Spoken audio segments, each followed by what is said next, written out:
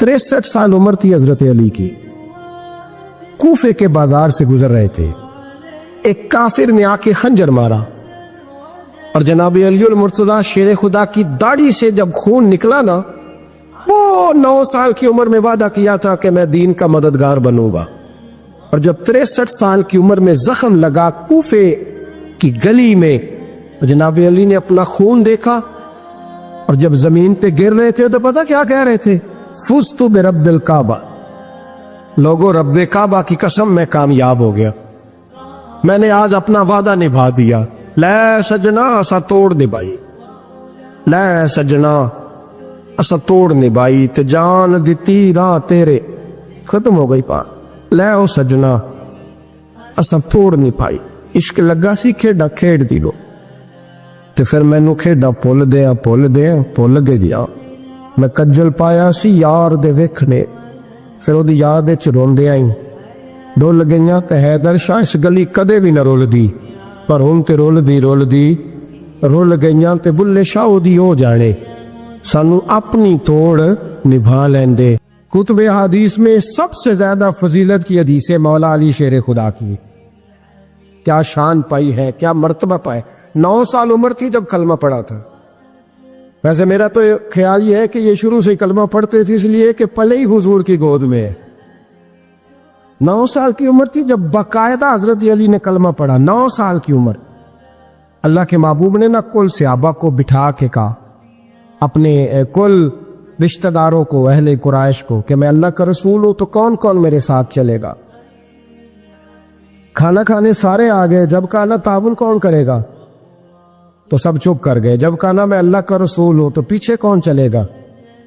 آگے لگ کے چلنا بھی آسان ہوتا ہے، ساتھ مل کے چلنا بھی آسان ہوتا ہے، مشکل ہوتا ہے پیچھے پیچھے چلنا، وہ مشکل ہوتا ہے، پورے لوگ چل پاتے، کون پیچھے چلے گا، میں اللہ کا نبی ہوں۔ تو سانپ سون گیا، لوگ خاموش ہو گئے۔ تو حضرت علی کہتے ہیں میں چھوٹا تھا، قد بھی میرا چھوٹا تھا، عمر 9 سال تھی، کھجور کھا رہا تھا، کرتا لمبا پہنا، جب کوئی نہ بولا تو حضرت علی کہتے ہیں میں نے پوری کھجور بھی نہیں کھائی، ابھی منہ میں تھی، باقی کی میں نے ویسے ہی ساری نکال لی، بعد میں کھا لوں گا، اور وہ کھجور میں نے جیب میں ڈال لی کہ دیر نہ ہو جائے۔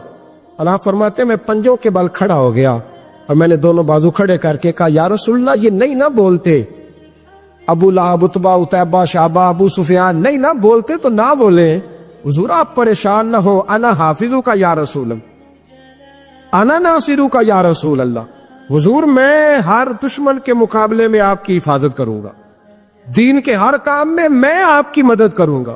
کہاں حضرت علی نے دوستی لگائی، کہاں 9 سال کی عمر۔ پھر حضرت علی ہر میدان میں آپ کو نظر آئے، ہر میں، بدر میں بھی مولا علی، احد میں بھی مولا علی، خندق میں بھی مولا علی۔ خیبر والے دن آنکھیں دکھتی تھی، پر میرے حبیب نے فرمایا اسے بلاؤ، جھنڈا بھی اسے ہی دینا ہے اور فتح بھی اللہ اسی کے ہاتھ پہ عطا فرمائے۔ یعنی تکلیف بھی تھی، آنکھیں دکھتی تھیں، حضرت علی بظاہر بیمار تھے، لیکن حضور نے فرمایا چونکہ انہوں نے وعدہ کیا ہے وہی آئیں گے، میدان میں نکلیں گے، ہر صحابی شان والے۔ حضرت ابوبکر صدیق کے مقام کو کون پہنچ سکتا ہے؟ جناب عمر، جناب عثمان، طلحہ و زبیر، ہر ایک کی کیا بات ہے، لیکن میرے نبی کریم علیہ الصلوۃ والسلام نے ہر میدان میں انہیں یاد کیا اور وہ ہر میدان میں پہلی صف میں نظر آئے۔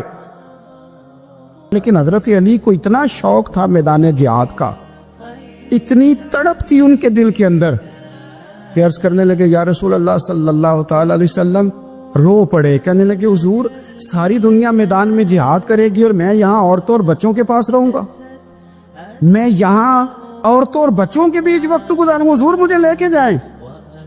تو وہاں بھی حضور نے محبت کی بات سمجھائی، فرمایا علی جب حضرت موسیٰ کوہ طور پہ گئے تھے تو اپنے بھائی جناب ہارون کو چھوڑ گئے تھے، تو تم بھی تو میرے لیے اسی طرح ہو نا جس طرح موسیٰ کے لیے ہارون تھے، لیکن فرمایا یہ یاد رکھنا میرے بعد نبی کوئی نہیں، حضرت موسیٰ بھی نبی ہیں اور جناب ہارون بھی نبی ہیں علیہم السلام، لیکن وہ انہیں چھوڑ کے گئے تھے، میں تمہیں چھوڑ کے جا رہا ہوں۔ کہ ایک بات اپنے ذہن کے اندر بٹھانا کہ میرے بعد کوئی نبی نہیں آئے گا۔ تو ایک شخص تھا عمر بن عبد ود، 90 سال کا بوڑھا، لیکن جب تلوار لے کے میدان میں آتا تھا تو 1000 آدمی کے مقابلے میں لڑتا تھا، اور لوگ جگہ جگہ یہ کہتے تھے تو اس طرح ہے جس طرح عمر بن عبد ود لوگوں کو ڈراتا ہے تو اس طرح ہو گیا. یہ اس کے ارد گرد کے لوگ اس کی مثالیں دیتے تھے. جنگ خندق جب ہو رہی تھی تو یہ مقابلے میں آ گیا. تو حضرت علی المرتضیٰ شیر خدا کرم اللہ تعالی وجہ الکریم بھی تشریف فرما تھے. اب پورے عرب کے اندر اس کے بارے میں یہ کہا جاتا تھا کہ اس سے نہ لڑو، وہ تو خونخوار ہے، وہ تو درندہ ہے، وہ تو جنگلی شیر کی طرح آتا ہے، وہ تو کاٹ کھانے کو دوڑتا ہے، اس سے کون لڑے. ایک خیال تھا. اور وہ پراپوگنڈا بعض اوقات اتنا زیادہ کسی کے بارے میں ہوتا ہے کہ میں بچے لوگ آتے ہیں نا بچہ دم کرانے کے لیے تو کہتے ہیں پیچھا بڑا ضدی ہے، کسی کی بات نہیں مانتا، باقی بچے ٹھیک تھے، یہ تو بڑا ہی نالائق نکل آیا ہے. تو میں کہتا ہوں کہ آپ اس کے سامنے یہ والی باتیں نہ کریں، یہ پکا ہو جائے گا کہ میں ضدی ہوں. تو آپ ذہن بنا رہے ہیں اس کا کہ تو اس طرح کا ہے. ذہن بنا لیا لوگوں نے کہ عمر ابن عبد ود کے مقابلے میں کوئی نہیں آ سکتا. خندق میں یہ آیا، اس نے للکارا مسلمانوں کو، آؤ وہ تمہاری جنت کدھر ہے جس کے بارے میں تم کہتے ہو کہ ہم شہید ہوں گے، تو آؤ میرے مقابلے میں نکلو. جب اس نے پہلی دفعہ للکارا تو ابھی بات ختم نہیں ہوئی تھی کہ مولا علی تلوار لے کے اللہ اکبر کہتے کھڑے ہو گئے. حضور نے فرمایا بیٹھ جاؤ. حضرت علی پھر بیٹھ گئے. وہ پھر پکارا اٹھو کوئی میرے مقابلے میں. تو مولا علی شیر خدا پھر کھڑے ہو گئے. حضور نے فرمایا بیٹھ جا. ایک شخص نے کہا علی یہ عمر بن عبد ود ہیں. فرمایا مجھے پتہ ہے.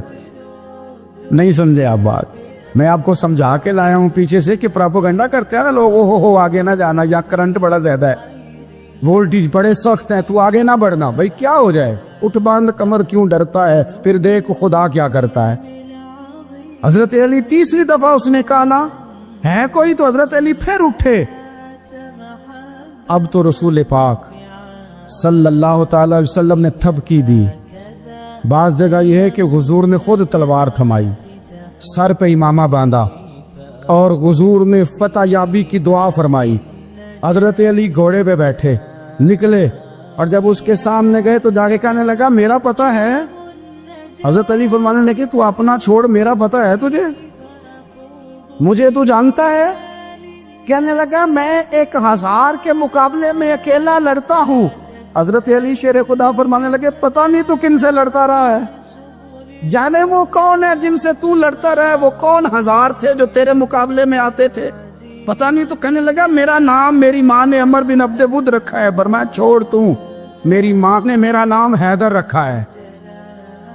کہنے لگا تیری عمر چھوٹی ہے، کوئی بڑا لا. فرمانے لگے یہ تو جب پنجے میں پنجہ ملے گا تو پتہ چلے گا عمر کس کی چھوٹی ہے.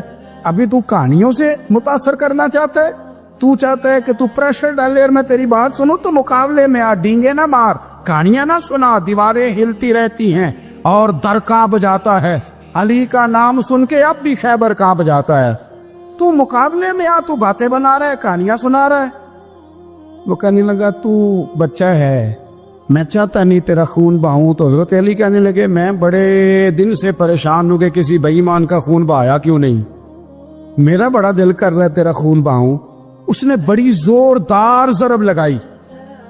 غصے میں اتنا پاگل ہوا، کیونکہ اس کے بارے میں معروف تھا کہ وحشی مزاج آدمی، اتنا سخت پاگل ہوا غصے میں، اس نے اپنے گھوڑے کے پیر کاٹ ڈالے.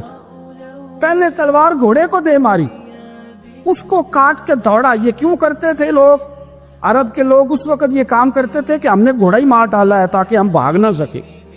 کہتے ہیں نا کشتیاں جلا دی ہیں کہ اب واپس جانے کا راستہ ہی بند ہو جائے. گھوڑے کے پیر کاٹ ڈالے کہ بھاگنا نہیں. اور بڑی زور سے اس نے ضرب لگائی حضرت علی پر. حضرت علی نے جب روکی تو وہ ڈھال ٹوٹ گئی حضرت مولا علی، اور آپ کے امامے کو اس کی تلوار بھی لگی. آپ نے فرمایا دکھا لیا تو نے زور، اب میری باری ہے.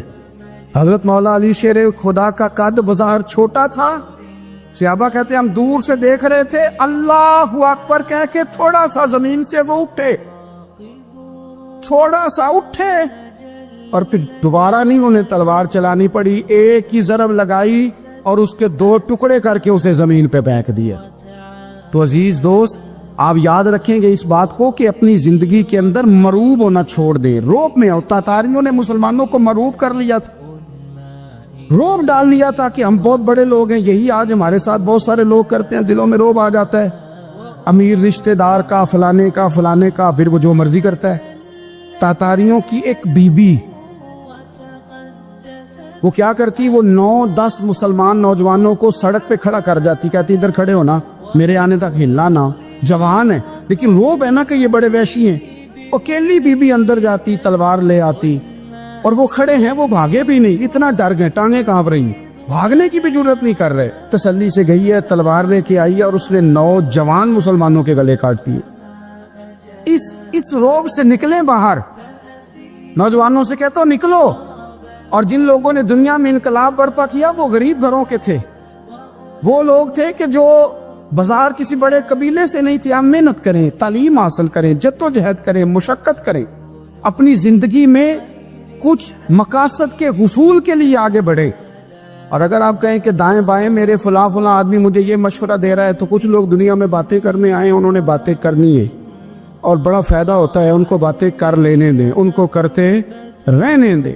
کام کرنے والا بندہ کام کرتا ہے اور کرتا ہی چلا جاتا ہے, وہ منزل تک پہنچ جاتا ہے. تو حضرت علی کے مزاج میں دلیری ہے, ہمت ہے, ایک بات. اور دوسری بات دانائی, حکمت. یہ جو ہمارے فیصلے ہیں نا جذباتی, اور جناب آج فلانے نے یہ کہہ دیا تو میرا پروگرام یہ بن گیا, تو پھر کل کسی نے اور کچھ کہہ دیا تو میرا پلان اور بن گیا. میں سب سے زیادہ ان لوگوں کے حق میں پریشان ہوتا ہوں جو سویرے کچھ اور کہتے ہیں, دوپہر کو کچھ اور کہتے ہیں, شام کو کچھ اور کہتے ہیں.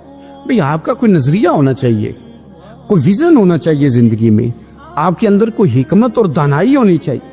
اس کے لیے کیا کرنے کی ضرورت ہوتی ہے؟ اس کے لیے ضرورت ہوتی ہے کہ آپ کا ذہن ایک طرف ہو. میرے اسا فرمایا کرتے تھے زندگی میں ایک کام کر لو پر صحیح کر کے کر لو. ہم نے ایک تو سارے کام کرنے ہیں. آج کل ہر بندہ صحافی ہے, ہر بندہ تجزیہ نگار ہے, ہر بندہ سیاستدان ہے, ہر بندہ ہی مفتی ہے, ہر بندہ ہی جناب واعظ ہے, ہر بندے کے پاس ہی کچھ مسئلے. اس کا نقصان یہ ہے کہ کسی کے پاس بھی کچھ نہیں. وہ کسی کی درویش نے کہا تھا کہ جب سب لیڈر ہوں تو سمجھو کوئی لیڈر نہیں, کیونکہ سارے جو لیڈر ہو گئے. میرے عزیز, ایک طرف ذہن کو رکھے اور اپنے اس کام میں کمال پیدا کریں. حضرت مولا علی شیر خدا کو اللہ نے حکمت دی تھی. نبی پاک صلی اللہ تعالی وسلم کے صحابی حضرت عبداللہ ابن مسعود رضی اللہ تعالیٰ عنہ فرماتے ہیں, امام ابو نعیم نے لکھا ہے کہ حضرت عبداللہ ابن مسعود فرماتے ہیں نبی پاک صلی اللہ علیہ وسلم نے فرمایا اگر حکمت کے 10 حصے کیے جائیں نا, دانائی کے 10 حصے کیے جائیں, تو اس میں سے 9 حصے اللہ تعالیٰ نے حضرت علی کو عطا فرمائے, اور ایک حصہ باقی لوگوں کو ملا. دانا تھے, معاملہ فہم. کچھ بندے بڑے منافق قسم کے تھے, تو حضرت علی آسان ہو گئی, تو وہ حضرت مولا علی شیر خدا کے پاس آگے, آسان ہو گئی. حضرت علی نے جماعت کرانی, ان کا خیال تھا کہ آج ہم نے جماعت لیٹ کرانی ہے کسی طریقے سے. ہم چونکہ زیادہ باتیں, میں دوستوں سے کہتا ہوں بہت زیادہ خبریں نہ دیکھا کرو, بہت زیادہ بھی چیزیں نہ سنا کرو. آپ تو میرے بھائی موبائل کے اندر چلے جائیں گے, پھر باہر کی دنیا تو اور ہے. تو تھوڑا باہر بھی نکلیں تصویروں سے, تھوڑا باہر بھی آئیں, دیگر معاملات بھی دیکھیں. ہمیں بڑے بڑے اچھے لوگ زندگی میں مل جائیں گے, لیکن ہم ان کے قریب نہیں جاتے. ہم دیکھتے نہیں کہ اصل بات کیا ہے, سنی سنائی چیزوں پر زیادہ گمان کرتے ہیں. اب حضرت علی چونکہ بڑے دانا تھے, مسلح پہ بڑھ رہے ہیں, جماعت کری کرنی, اللہ اکبر کہہ رہے ہیں. بندوں کا خیال تھا نماز لیٹ کرانی ہے. نے فٹافٹ حضرت علی سے کہا کہ حضور ذرا وہ جانور تو بتائیے گا کتنے ہیں جو انڈے دیتے ہیں, اور ذرا وہ بھی بتائیے گا جو بچے دیتے ہیں. یہ اب کتنے کو بندہ جانور گنے, آہستہ آہستہ بندہ شمار کرے. ہو بکری جو ہے وہ بچہ دیتی ہے, مرغی انڈا دیتی ہے, اور گائیں جو ہے وہ بچہ دیتی ہے, اور بطخ جو ہے وہ انڈا دیتی ہے. بندہ تو یہ گننے لگ جائے. تو حضرت علی شیر خدا یہاں ہاتھ ہیں, فرمانے لگے گھر جا کے گن لینا. موٹی سی بات بتاتا ہوں, جن جانوروں کے کان باہر ہوتے ہیں وہ بچے دیتے ہیں, جن کے اندر ہوتے ہیں وہ انڈے دیتے ہیں. اللہ اکبر. نماز کی نیت باندھ لی تم کننا گھر جا کے. موٹی سی بات بتا دیتا ہوں. وہ صاحب کہتے ہیں میں حضرت علی رضی اللہ تعالیٰ عنہ کو جانے آیا تھا, میں خود بڑا الجھ گیا. یہ کیا ماجرا ہے, کیا معمہ ہے کہ 2 فکروں میں انہوں نے بات کو سمیٹا اور کمال کر دی. کہنے لگے گھر جا کے گننا, یہاں ٹائم نہیں, نماز کا وقت ہے, بس جن کے کان اندر ہے نا وہ انڈے دیتے ہیں, اور جن کے باہر ہیں وہ جا کے حساب کرنا. آپ ڈھونڈ لیں, تلاش کر لیں, چلے جائیں ماہرین کے پاس, پر شیر خدا شیر ہی ہے. حضرت مولا علی کے جملوں میں کمال ہے, ان کی دانائی, ان کا تدبر, ان کی حکمت, ان کا فہم, ان کی فراست. ان کا کمال. ایک شخص بڑی دور سے آیا, اس نے کہا حضور مجھے نا لمبی باتیں یاد نہیں رہتی, 2 باتیں بس بتا دیں میں عمل کروں تو زندگی بن جائے, 2 باتیں. تو حضرت علی فرمانے لگے لمبی امیدیں نہ لگانا, لمبی امیدیں نہ لگانا, موت کا پتہ نہیں کب آ جائے. منصوبہ بندی ضرور کرنا آنے والی نسلوں کے لیے, اپنی ذات کے لیے لمبی امیدیں نہ باندھنا, یہ بھی کر لوں گا یہ بھی کر لوں گا. ہم ریٹائر نہیں ہوتے زندگی بھر, پلان پہ پلان, پلان پہ پلان. تو اگر ہم پلان کر رہے ہوتے ہیں تو جو ہمارے نیچے ہوتے ہیں وہ ہمیں ریٹائر کرنے کا پلان کر رہے ہوتے ہیں. اولادیں تک والدین کو کمزور کرنے کے در پہ ہوتی ہے کہ اب یہ ہٹے تو ہماری باری آئے. حضرت علی فرمانے لگے 2 کام, ایک تو لمبی امید نہ باندھنا, اور دوسرا فرمایا اپنے نفس کی خواہش کی پیروی سے بچنا. دنیا میں رسوا وہ لوگ ہو جاتے ہیں جو اپنے نفس کی خواہش کی پیروی کرتے ہیں, وہ بزدل ہو جاتے ہیں جو خواہشات نفسانی کے پیچھے بھاگتے ہیں. یہ کام نہ کرنا. امام راضی کہتے ہیں کہ سیدہ فاطمہ الزہرا رضی اللہ تعالی عنہ کے دونوں شہزادے حسنین کریمین بیمار ہو گئے تو سیدہ نے منت مانگی کہ بچوں کو شفا ہوگی تو 3 روزے رکھوں گی. شفا ہو گئی, روزے بھی رکھ لیے. اور جب مولا علی شیر خدا روزہ رکھنے کے لیے بیدار ہوئے, سیدہ فاطمہ الزہرا بیدار ہوئی تو امام حسن اور حسین بھی اٹھ گئے. 7-8 سال کی عمر, اماں جی ہم نے بھی رکھنا ہے. صبح کھجور اور دودھ سے روزہ رکھ لیا گیا. این افطاری کے وقت مولا علی کہتے ہیں فاقے چل رہے تھے, کہیں سے میں جاؤں لایا تھوڑے سے. سیدہ فاطمہ الزہرا نے پیس کر روٹیاں پکائیں. وہ وقت جو بڑا مشکل ہوتا ہے افطار کا, کہتے ہیں اس وقت جب کھانے کے لیے بالکل ہاتھ آگے بڑھنے لگے اور امید تھی کہ ابھی سیدنا بلال اللہ اکبر کہیں گے تو روزہ کھلے گا, لیکن ابھی چند ہی منٹ رہتے تھے کہ دروازے پر ایک فقیر نے صدا دی. کہنے لگا سارے مدینے کے دروازے کھٹکھٹا آیا ہوں, قحط ہے, فاقہ ہے, اے رسول اللہ کے خاندان والو میں یتیم ہوں. کسی نے بتایا ہے کہ اور کوئی دروازہ کھلے نہ کھلے سیدہ کا دروازہ تیرے لیے ضرور کھلے گا, کیا یتیم کو روٹی ملے گی؟ تو حضرت مولا علی نے بچوں کی طرف دیکھا ہی تھا کہ امام حسن ساری روٹیاں جا کے دروازے پہ دے آئے. کھجور اور پانی سے افطار ہو گیا. صبح پھر کھجور اور دودھ سے روزہ رکھا. امام راضی کہتے ہیں این وہ وقت جب افطار کا ٹائم آیا تو پھر دروازے پہ کسی نے صدا دی, کہا رسول اللہ کے خاندان والوں میں مسکین ہوں, رات سے روٹی کھائی ہے, نہ صبح کھا سکا نہ دوپہر. کسی نے بتایا ہے کہ اس دروازے سے خالی کوئی نہیں جاتا. امام حسن نے پھر سارا لنگر اٹھایا اور پھر جا کے دے دیا. تیسرا دن پھر ہوا. مجھے لگتا ہے کہ جب افطار کا ٹائم آیا ہوگا نا تو یہ خود ہی سارے دروازے پہ دیکھتے ہوں گے, یہ کوئی آیا نہیں لینے والا ابھی تک. لگتا ہے کہ نظریں دروازے پہ تھیں. این افطار کے وقت 3 روٹیاں جب جاؤں کی پک کے آئی تو ایک بھکاری نے صدا دی, کہنے لگا میں قیدی ہوں, آج ہی قید سے رہائی ملی ہے. پہلے دن کسی کے دروازے پہ صدا ملی ہے, دی ہے روٹی ملے گی. امام حسن وہ کھانا دے کے واپس لوٹے. کھجور اور پانی سے افطار ہوا اور جیسے ہی مسجد نبوی میں تینوں باپ بیٹا نماز پڑھنے گئے تو مولا علی کہتے مجھے بتانا نہیں پڑا. رسول کریم نے میری طرف دیکھ کے فرمایا علی تیرا, فاطمہ کا, حسن اور حسین کا 3 دن والا عمل خدا کو بھی بڑا پسند آیا ہے اور محمد مصطفیٰ کو بھی بڑا پسند آیا, وہ بڑا پسندیدہ عمل. میں کہتا ہوں کہ حضرت فاطمہ نے نا ان کی تربیت پہلے ہی کر دی تھی, 3 دن بغیر افطار کے روزہ رکھنے کی. وہ ٹریننگ گھر سے ہو چکی تھی. اب میدان کربلا میں 3 دن بھوکا پیاسا رہنا ان کے لیے مشکل نہیں تھا. حضرت جناب سیدہ زینب بنت ابی رافع کہتی ہے کہ سیدہ فاطمہ الزہرا ایک دن اپنے دونوں شہزادوں کو لے کے, جب حضور کی طبیعت مبارک بظاہر علیل تھی جس میں حضور کا وصال ہوا, دونوں شہزادے لے کے سیدہ فاطمہ نبی کریم کی بارگاہ میں گئی. کہنے لگی یا رسول اللہ میرے بچوں کو کچھ دیجئے. سیدہ پاک تو حضور اٹھ کے بیٹھ گئے.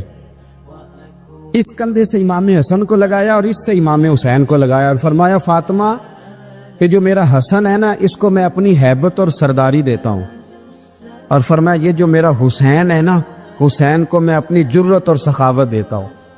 میرا حسین جرت مند ہوگا اور سخی ہوگا. داتا گانج بخش علی حجویری امام الاولیاء سید الاسفیاء داتا صاحب کشف المعجوب میں فرماتے ایک دن نا امام حسین کے پاس ایک شخص آیا بڑی دور سے کچھ مانگنے کہ حضور کچھ دیجئے. وہ شخص کہتا ہے کہ میرا ظرف یہ تھا کہ 4-5 دینار ملیں گے. تو امام حسین فرمانے لگے تھوڑی دیر بیٹھ جا، رزق آ رہا ہے. تو امام حسین کو حکومت وقت کی طرف سے نا 5 تھیلیاں ملی، جس میں ایک تھیلی میں 500 اشرفیاں تھی. 5 تھیلیاں آئیں، لیکن اس کو آنے میں نا ذرا دیر ہو گئی. وہ 5 تھیلیاں جب آئی نا تو امام حسین اس کی طرف 5 تھیلیاں بڑھا کے نا، ذرا دیکھنا میری طرف غور سے، 5 تھیلیاں بڑھا کے نا تو فرمانے لگے میاں اتنا تجھے انتظار کرایا ہے نا، اتنی ہم تیری حاجت پوری نہیں کر سکے. تو یہ نہ محسوس کرنا کہ حسین کے دروازے پہ بیٹھا بھی رہا ہوں تو ملا کیا ہے. یہ نہ محسوس کرنا. وہ شخص کہتا ہے جب میں نے وہ تھیلیاں کھولی اور پھر میری نظر امام حسین پہ پڑی تو میرے اندر سے آواز آئی، اگر حسین ابن علی اتنے سخی ہیں تو محمد عربی کتنے سخی ہو. اگر یہ معیار ان کا ہے، ان کا یہ معیار ہے، اور خود بھیک دیں خود ہی کہیں منگتے کا بھلا ہو. خود کہنے لگے جتنا انتظار کرایا ہے اتنی تیری مدد کر سکے. یہ سخاوت کا معیار تھا، یہ طریقہ تھا. ایک دفعہ سیدنا امام حسین رضی اللہ تعالیٰ عنہ کے گھر کے اندر نا 5000 دینار آئے. مسجد میں تھے، آپ کو 5000 دینار ملے. تو امام زین العابدین کہتے ہیں کہ مسجد سے لے کر گھر آنے تک امام حسین نے 5000 اللہ کے رستے میں خیرات کر دی. فرماتے میں نے کہا ابا جی 5 دینار کی گھر میں ضرورت تھی. مالاں والے سخی نہیں ہوندے تے سخیاں کل مال نہیں ہوندا. ایتھے اوتھے دوویں جہانی سخی کنگال نہیں ہوندا. کہا ابا جی 5 دینار کی گھر میں ضرورت تھی. تو کہتے ہیں مجھے فرمانے لگے بیٹا یہ جن کو میں نے دیا ہے نا یہ گھر کے لیے ہی دیا ہے، یہ گھر کے لیے ہی دیا ہے. جن کو دیا ہے تمہارا کیا خیال ہے یہ باہر خرچ ہوا ہے؟ یہ گھر کے لیے ہی ہے. اس لیے کہ جب انسان دوسروں پر شفقت کرتا ہے تو اللہ اس کے گھر پہ رحمت فرماتا ہے. امام حسین کے مزاج میں پہلی بات میں نے ذوق عبادت کی عرض کی. دوسری بات عرض کر رہا ہوں کہ صحابہ حضرت اسامہ بن زید بڑے پیارے ہیں میرے نبی کریم کے، بڑے پیارے. حضرت اسامہ بن زید کے بارے میں سیدہ عائشہ صدیقہ فرماتی ہیں ان کے ناک سے اگر ریٹھ نکلتی تھی تو اللہ کے رسول اپنے دست مبارک سے صاف کر دیتے تھے. اور سرکار فرماتے تھے کہ اگر اسامہ لڑکی ہوتا نا، ان کے غلام کے بیٹے تھے حضرت زید بن عار، اگر یہ لڑکی ہوتا میں اسے زیور پہناتا. بڑے پیارے تھے. لیکن جب ان کا آخری وقت آیا نا تو 60,000 دینار کا قرضہ تھا. رشتہ داروں سے کہا، دوستوں سے کہا، یاروں سے کہا، پر قرض ادا نہیں ہو رہا تھا. حضرت اسامہ بن زید کہتے ہیں بڑا پریشان تھا. جب حد ہو گئی نا تو حضرت اسامہ بن زید فرمانے لگے جاؤ کوئی حسین ابن علی کو خبر کرو، ان سے کہو میں نا غلام ہوں آپ کے نانا کا، مقروض دنیا سے چلا گیا تو کیا بنے گا. امام حسین کو خبر ملی تو دوڑے آئے. لاجپال اس پیر کو نہیں کہتے جو تگڑا نذرانہ لے کے تو ماتھا چوم لے. لاجپال تو اس کو کہتے ہیں کہ جب ضرورت پڑے تو وہ سر پہ موجود ہو. حضرت سیدنا امام حسین تشریف لائے تو جناب اسامہ بن زید رو پڑے. کہنے لگے حضور میں نے نا غلامی کی ہے آپ کے نانا کی، اور اس غلامی پہ ناز ہے. اب 60,000 دینار کا قرضہ لے کے دنیا سے جاؤں گا تو میری قبر پہ بوجھ رہے گا. امام حسین خادم کو بھی کہہ سکتے تھے جاؤ گھر پیسے پڑے ہیں لے آؤ. امام حسین خود گئے، چادر اوڑھ کے تو اس کی اوٹ میں بکل میں 60,000 دینار چھپا کے لائے اور جناب اسامہ بن زید کے سامنے رکھ کے کہنے لگے اسامہ یار پیسے رات کو ہی آئے تھے، میں سوچ رہا تھا مجھے تو ضرورت نہیں، اللہ نے کس کا نصیب میرے گھر میں بھیج دیا، مجھے تو حاجت ہی نہیں تھی، اب پتہ چلا پیسے تیرے تھے. اللہ نے حسین کی ڈیوٹی لگائی ہے کہ جا کے دے آ. حضرت اسامہ بن زید رو پڑے، فرمانے لگے اللہ آپ کو بہترین صلہ عطا فرمائے. امام بڑا ہی پیار کرتے تھے. گھوڑے پہ جا رہے تھے، کچھ فقیر غریب لوگ بیٹھ کے روٹی کھا رہے تھے. کھا رہے تھے سڑک کے کنارے. تو امام زین العابدین فرماتے ہیں کہ جب امام حسین گزرے تو انہوں نے آواز دی حضور دل کرتا ہے ہمارے ساتھ بیٹھ کے روٹی کھائیں. کائنات کے مالک و مختار کے نواسے اور دنیا کے سب سے بڑے شہزادے گھوڑے سے اترے اور غریبوں کے ساتھ سڑک پہ بیٹھ گئے، روٹی کھانے لگے. اور دیر تک کھاتے رہے، اور جب فارغ ہو گئے تو فرمانے لگے کھانے کی ضرورت بھی نہیں تھی، حاجت بھی نہیں تھی، پر تم نے آواز دی تو دل رکھنے کو بیٹھ گیا تھا، اگر اجازت دے تو چلا جاؤں۔ یہ مزاج تھا، یہ طبیعت تھی۔ آپ کے ایک بھائی ہیں چھوٹے، حضرت محمد بن حنفیہ نام ہے، حضرت مولا علی شیر خدا رضی اللہ تعالیٰ عنہ کی دوسری بیوی سے۔ ایک دن حضرت امام حسین ان کے گھر میں بیٹھے تھے تو کسی بات میں اختلاف رائے ہو گیا، تو امام علی مقام ناراض ہو گئے، فرمایا آج کے بعد تیرے گھر نہیں آؤں گا، رومال اٹھایا چلے گئے۔ لوگوں نے حضرت محمد بن حنفیہ رضی اللہ تعالیٰ عنہ سے کہا حسین تو ناراض ہو گئے، کبھی نہیں آئیں گے۔ آپ فرمانے لگے بھائی تمہارا ہے کہ میرا؟ کہا جی بھائی تو آپ کے ہیں۔ فرمایا اگر کہو تو چند منٹوں میں حسین واپس آئے۔ کہا جناب ناراضگی ہو گئی ہے۔ فرمایا ناراضگی ہوئی ہے، پر میں اس کے دل کی نرمی کو تو جانتا ہوں نا، اس کے مزاج کے اندر جو محبت ہے اس سے تو ابھی آئے۔ کہا جناب وہ کیسے؟ فرمانے لگے دیکھنا ذرا۔ تو امام حسین نے خط لکھا، حضرت محمد بن حنفیہ نے رکا لکھا، کہنے لگے حسین میرے باپ کا نام بھی علی ہے اور آپ کے باپ کا نام بھی علی ہے، پر ایک فضیلت ایسی ہے جس میں آپ کا مقابلہ نہیں کر سکتا، وہ یہ ہے کہ آپ سیدہ فاطمہ الزہرا کے لال ہیں، اب محمد مصطفیٰ علیہ السلام کے نواسے ہیں۔ کہنے لگے بھائی جان آپ نے نانا جان کی وہ حدیث تو سنی ہوگی کہ دو لوگ ناراض ہو جائیں تو جو صلح پہلے کرے جنت میں پہلے جائے گا۔ فرمانے لگے دل میرا کر رہا تھا کہ پہلے صلح کر لوں، لیکن پھر بڑے بھائی کو پشت کروں گا جنت میں جاتے ہوئے، یہ بھی تو بے ادبی ہے نا۔ اب خط میں نے لکھ دیا ہے، آپ کا جو ارادہ ہو۔ امام حسین نے خط پڑھا تو آنکھوں میں آنسو آ گئے، پھر سے رومال اٹھایا۔ بچے پوچھنے لگے کہاں جا رہے ہیں؟ کہا بھائی کے گھر جا رہا ہوں۔ کہا آپ تو ناراض تھے؟ فرمایا تھا ناراض، پر ہے تو میرا بھائی نا، ہو گئی بات ختم۔ بڑی دل میں نرمی، طبیعت میں سوز، لہجے میں گداز۔ حضرت امیر معاویہ رضی اللہ تعالیٰ عنہ نے ایک شخص کو بھیجا مدینہ منورہ شام سے، تو اس نے کہا میں نے امام حسین سے ملنا ہے، تعارف کیا ہے؟ جناب امیر معاویہ فرمانے لگے مسجد نبوی میں جانا جس کے گرد لوگ سب سے زیادہ ادب سے بیٹھے ہوں، اور جس کی باتیں سب سے زیادہ میٹھی ہوں، اور جس کی نظریں سب سے زیادہ جھکی ہوں، اور جس کے چہرے پر تمہیں سب سے زیادہ وقار نظر آئے، وہی علی کے بیٹے حسین ہوں گے۔ جو سب سے زیادہ تمہیں وہاں ماحول کے اندر جو شخص نظر آئے، پوچھنے کی ضرورت نہیں پڑے گی۔ وہ شخص کہتا میں مدینے آیا تو میں نے واقعی ایک شخص کو دیکھا، شہد کے گرد مکھیوں کا اتنا ہجوم نہیں ہوتا جتنا امام حسین کے گرد رسول اللہ کے غلاموں کا ہجوم تھا، لیکن نظریں جھکی ہوئی، باتیں میٹھی، لہجہ گداز گداز، لفظوں میں رانائی، اور لوگ کئی باتیں پوچھتے تو علی کے صاحبزادے ایک کا جملہ بولتے تو لگتا یہ کہ وہ جملہ سیدھا دل میں اترتا چلا جاتا ہے۔ امام علی مقام کے کردار میں کچھ باتیں بڑی زیادہ تھیں، بہت زیادہ تھیں، بڑا حسن تھا۔ ایک بات تو یہ تھی امام حسین رضی اللہ تعالیٰ عنہ کا علم و فضل بڑا کمال کا تھا۔ ایک دفعہ صحابہ میں مسئلہ بن گیا کہ بچہ پیدا ہوتا ہے تو اس کا وظیفہ کیسے لگانا ہے۔ امام حسین کا علم و فضل بتا رہا ہوں، علم و فضل، تو بات بڑی پیچیدہ ہو گئی۔ حضرت عبداللہ ابن زبیر کے پاس لوگ آئے، کہنے لگے کہ آپ بڑے صاحب علم و فضل ہیں، آپ نے حضور علیہ الصلوۃ والسلام کے ساتھ وقت گزارا ہے، تو مسئلے کو حل کریں کہ بچہ پیدا ہونے کے بعد حکومت اگر وظیفہ لگائے گی تو کب لگائے گی؟ جب بحث طول پکڑ گئی، مسئلہ حل نہیں ہوتا تھا، تو حضرت عبداللہ ابن زبیر کہنے لگے ہم سے نہیں حل ہوگا، ایک بندہ ہے جس کے سینے میں رسول اللہ صلی اللہ تعالیٰ علیہ وسلم کے نور نبوت کا فیضان ہے، وہ یہ مسئلہ حل کریں گے۔ تو کہا وہ کون سے؟ آپ فرمانے لگے جب ہم سے مسائل حل نہیں ہوتے تو ہم ان کے علم سے فائدہ اٹھاتے ہیں۔ کہا کون ہے؟ کہا جناب امام حسین۔ تو لوگ حضرت امام حسین کے پاس گئے، کہا حضرت یہ ایک مسئلہ الجھ گیا ہے کہ بچہ پیدا ہو تو وظیفہ کب لگانا ہے۔ فرمایا الجھنے والی بات ہی کوئی نہیں، پیدا ہونے کے بعد جب وہ پہلی دفعہ آواز نکالے تو اس کا وظیفہ لگا دو۔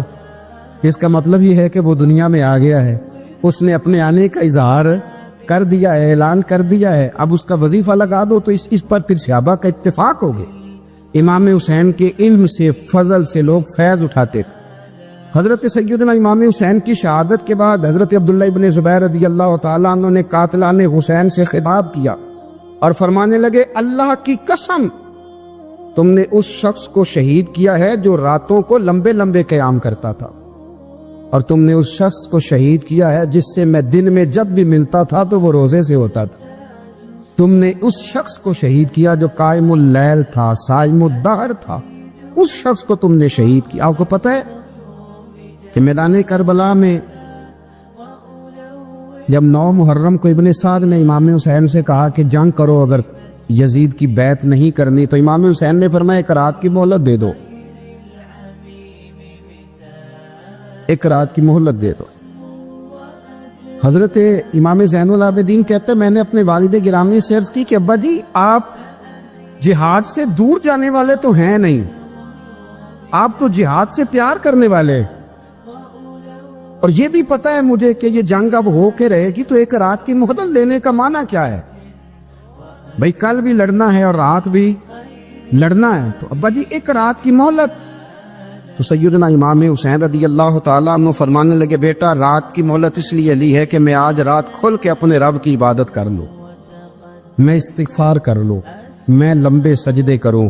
اور کہا زین العابدین تو جانتا ہے نا کہ مجھے نماز سے، تلاوت سے، دعا سے اور استغفار سے بڑا پیار ہے. رسول کریم علیہ السلام نے فرمایا، جامع ترمذی میں موجود ہے، فرمایا میں جا رہا ہوں پر تمہیں 2 بڑی بھاری بڑی وزنی چیزیں دے کے جا رہا ہوں. صحیح 6 کی روایت، 2 وزنی چیزیں تمہارے بیچ چھوڑ کے جا رہا ہوں، اگر ان کو تھام کے رہو گے تو کبھی گمراہی تمہارے پاس نہیں آئے گی. یا رسول اللہ وہ کون کون سی؟ فرمایا ایک اللہ کی کتاب دے کے جا رہا ہوں اور دوسرا اپنا خاندان دے کے جا رہا ہوں. اگر اہل بیت نبوت کو تھامے رہو گے، ہمارے بزرگوں نے لکھا ہے کہ یہ جو حضور نے کتاب اللہ اور پھر اپنی اہل بیت کا تذکرہ فرمایا، تو اس کا مطلب یہ ہے کہ تھیوری دیکھنی ہوئی تو قرآن دیکھنا، اور پریکٹیکل دیکھنا ہوا تو علی اور فاطمہ کو دیکھنا، حسن اور حسین کو دیکھنا، ان کو دیکھنا. نبی کریم علیہ الصلوۃ والسلام کے اہل بیت مینارہ نور ہیں. ان کی محبت، ان کا پیار کیوں بھلا؟ اس لیے کہ یہ وہ خوبصورت لوگ ہیں جن کو خود میرے نبی پاک نے تراشا ہے. ان کی سیرت میں جتنے رنگ ہیں وہ رسول کریم نے خود بھرے. ان کی ایک ایک بات کا خیال نبی پاک نے رکھا ہے. حضور نے از خود انہیں اپنی صحبت عطا کی ہے. زیادہ دور نہیں تھا، سیدہ فاطمہ کا گھر مسجد نبوی کے ساتھ تھا. اللہ کے رسول دن میں 2 دفعہ جایا کرتے تھے. پھر بھی کبھی کبھی فرماتے فاطمہ میرا دل کرتا ہے آج میں رات تیرے گھر میں قیام کروں. مولا علی شیر خدا فرماتے ہیں، امام سخاوی نے القول البدی میں لکھا ہے، فرماتے ہیں کہ حضرت عمر کا زمانہ مبارکہ تھا، میرا بڑا ہی دل کر رہا تھا سرکار کی زیارت کر. حضور کے وصال کو کافی سال بیت گئے، دل بڑا پریشان تھا. میں درود شریف پڑھتا پڑھتا سو گیا. میں نے خواب دیکھی کہ اللہ کے محبوب فجر کی جماعت کرا رہے ہیں. چر ہویا مینوں ترلے لیندیاں کدی موڑ میرے ول واگاں، جے خواب میری وچ ایک وار جے آویں میں ساری عمر نہ جاگاں. کہتے ہیں حضور نماز پڑھا رہے تھے فجر کی، 2 صورتیں سرکار نے پڑھی پر بڑا ہی مزہ آیا، بڑا ہی مزہ. کہتے ہیں نماز مکمل کر کے نا تو سرکار نے صحابہ کی طرف رخ نور کیا تو ایک صحابی کھجوروں کا ٹوکرا لے کے آئے. یا رسول اللہ تازی کھجوریں پکیاں قبول کرے. حضور نے ایک کھجور اٹھائی، صاف کی، کھائی، باقی ایک صحابہ کو بانٹی. حضرت علی کہتے ہیں 15-16 صحابہ کے بعد میرا بھی نمبر لگا. کھجور کھائی، کھجور کا نہیں دست مصطفیٰ کا بڑا مزہ تھا. کہتے ہیں بڑا ہی مزہ آیا. ابھی میں کھجور کھا ہی رہا تھا کہ مسجد نبوی میں اذان ہو گئی. مولا علی فرماتے ہیں آنکھ کھل گئی، اٹھ میں گیا پر کھجور کا ذائقہ میرے منہ میں ابھی بھی موجود. اب اس پر پورا باب بندہ ہے شاہ عبدالحق الہ آبادی نے. وہ کہتے ہیں کہ حضور جس کو خواب میں کچھ چیز دیتے ہیں وہ حقیقت میں بھی اسے دیتے ہیں. وہ خواب میں نہیں ہوتی، وہ حقیقت میں ہوتی ہے. پورا باب ہے. بہرحال عنوان پہ رہنا چاہتا ہوں. حضرت علی فرماتے ہیں میں اٹھا، وضو کیا، سنت پڑھی، مسجد چلا گیا، جا کے صف میں بیٹھ گیا. عمر فاروق آئے جماعت کرانے. کہتے عمر نے نماز شروع کی تو مجھے جھٹکا تب لگا جب عمر نے بھی وہی صورت شروع کر دی جو خواب میں سرکار نے پہلی رکعت میں پڑھی. میں سمجھا اتفاق ہے، لیکن کہتے ہیں دوسرا جھٹکا جب لگا جب دوسری رکعت میں حضرت عمر نے وہ صورت پڑھی جو حضور نے خواب میں دوسری رکعت میں پڑھی تھی. کہتے ہیں میں اب بڑا پریشان ہوں کہ یہ بات کدھر کی کدھر جا رہی ہے. مولا علی شیر خدا فرماتے ہیں نماز مکمل ہوئی تو کھجوروں کا ٹوکرا بھی آ گیا. فرماتے ہیں اب تو میری حیرت کی حد نہ رہی حضرت عمر نے کھجور اٹھائی، صاف کی، کھائی، دوسرے صحابی کو، تیسرے کو، چوتھے کو، 15-16 صحابہ کو ملی، مجھے بھی دی۔ کہتے ہیں کھجور کھائی، مزہ بڑا آیا۔ حضور سے تو دوسری مانگنے کو دل کرتا تھا پر مانگی نہیں تھی، ادب تھا۔ عمر سے تو یرانا تھا نا اپنا۔ ایک کا رشک دیکھیں، آپس میں رشک دیکھیں، حسد نہیں، رش۔ فرماتے ہیں یرانا تھا نا، تو میں نے عمر سے کہا یار ذرا ایک کھجور اور دینا نا ذرا ایک کھجور۔ تو کہتے ہیں جناب عمر فاروق نے کھجور اٹھائی، صاف بھی کی، میں سمجھا ملنے لگی ہے، اٹھائی بھی، صاف بھی کی، اور دوسرے صحابی کی طرف ہاتھ بڑھایا، میری طرف دیکھ کے ہلکا سا مسکرائے، فرمانے لگے علی ایسے نہ کر، اگر رات کو نبی پاک سے دوسری لیتا تو میں بھی سویرے تجھے دوسری دے دے۔ حضور سے دوسری لی نہیں، نبی پاک سے دوسری مانگی نہیں، تو میں کیسے دے دوں؟ خواب میری وچ آیا سی ماہی، تو میں او دے گل وچ پا لئیاں باواں، ڈر دی ماری اکھ بھی نہ کھولا، ڈر دی ماری اکھ، کیونکہ آئی یہ رات وصال دیوالی، ربا یہ رات مکن نہ دیوی، یہ رات مکن نہ دیوی، ڈر دی ماری میں اکھ بھی نہ کھولا، کتے پھر بچھڑ نہ جاواں۔ میرے رسول پاک کے غلام رشک کرتے تھے، رشک۔ حضرت علی کہتے ہیں میں رویا تو عمر بھی رو پڑے، کہنے لگے علی جو رات تجھے نواز کے گئے وہ میرے اوپر بھی کرم فرما کے گئے۔